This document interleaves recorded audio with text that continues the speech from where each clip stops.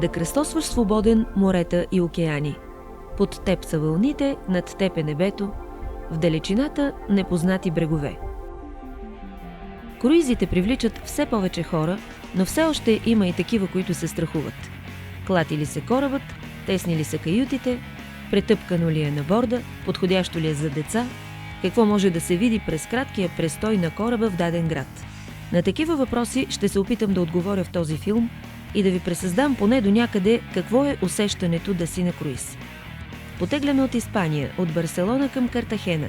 Следва Италия, град Каляри, столицата на остров Сардиния, живописният Палермо на остров Сицилия, един от най-активните действащи вулкани в света, Стромболи, който ще разгледаме от кораба, и накрая Палма де Майорка, най-големият от Балеарските острови. Пътуваме на един от най-големите круизни кораби в света, който побира 4100 пасажери и още 1700 души персонал. Общо 5800 човека ще живеем заедно на борда.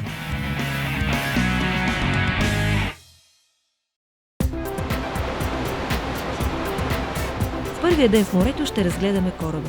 Устройството му е сходно с това на много други. На най-горните етажи са откритите палуби с прекрасни гледки от високо на 360 градуса. Тук има тераси с шезлонги, барове, басейни, джакузита и спа-център. Спортната зона на борда включва игрище, достатъчно голямо за футбол, тенис и баскетбол, стена за катерене, няколко водни парзалки, кът за деца и фитнес. Тук се намира бюфетът, огромен ресторант на самообслужване, където винаги има храна, вода, кафе и чай. На 5, 6 и 7 етаж са общите помещения – рецепция, фоайета, ресторанти, барове, казино и магазини.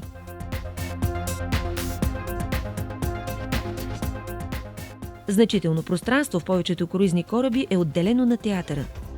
Модерно съоръжение за няколко хиляди човека, където всеки ден се провеждат концерти, мюзикли, оперни, циркови или танцови спектакли.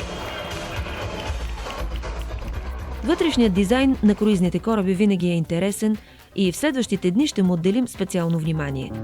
Сега да се насладим на първия залез от нашето пътуване по море.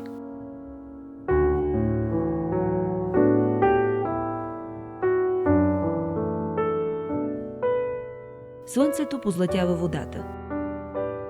Леденото питие се разтапя на палубата, а корабът вече пътува към нови брегове. Така ще е почти всеки ден, по залез от плаване, сутрин, акостиране в ново пристанище. Круизните кораби изминават най-големите разстояния през нощта. Тогава палубите са тихи и празни. Корабът се движи спален напред в студената черна нощ, а пасажирите изобщо не ги е грижа. Те разпускат по ресторантите и нощните барове или спят. Утре ние ще се събудим в Картахена и ще разгледаме старата част с главната улица и уникален амфитеатър от II век. До скоро!